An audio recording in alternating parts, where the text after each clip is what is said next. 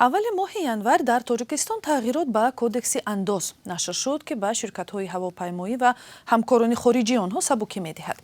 این به آن معناست که قانون از همین وقت به اجرا درآمد.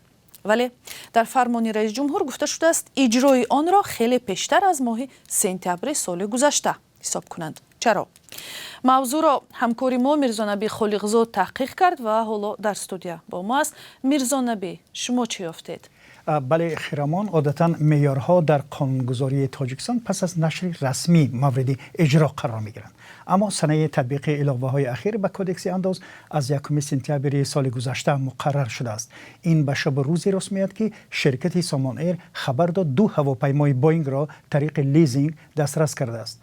نمایندگان حکومت مسئله را شرح نمیدهند، ولی تخمین زده می شود که ارائه سبوکی به پشتیبانی از شرکتی است که 15 سال سابقه کار دارد و مربوط به نزدیکان رهبریت تاجیکستان دانسته می شود.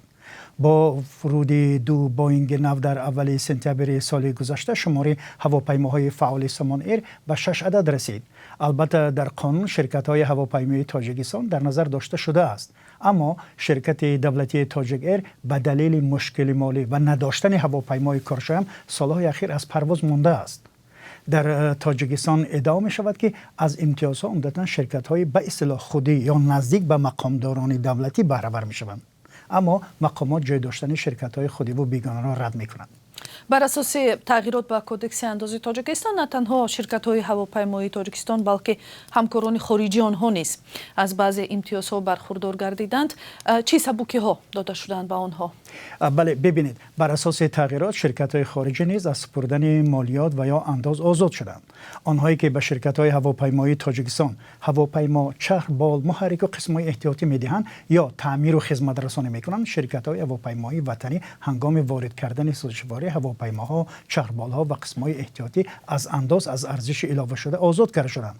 بهای سبوکی برای تعمیر و خدمت رسانی‌ها نیز میلیون‌ها دلار ارزیابی می‌گردد، چون این خدمات نیز گران ارزش هستند. در پارلمان یکی از دلایل پیشنهاد سبوکی‌ها ارزان کردن بلیط هواپیماها معرفی گردید، اما عملاً در حال حاضر هیچ تأثیری در نرخنامه‌های یگانه شرکت فعال تاجیکستان در بازار مسافربری دیده نمی‌شود. این است مثلا.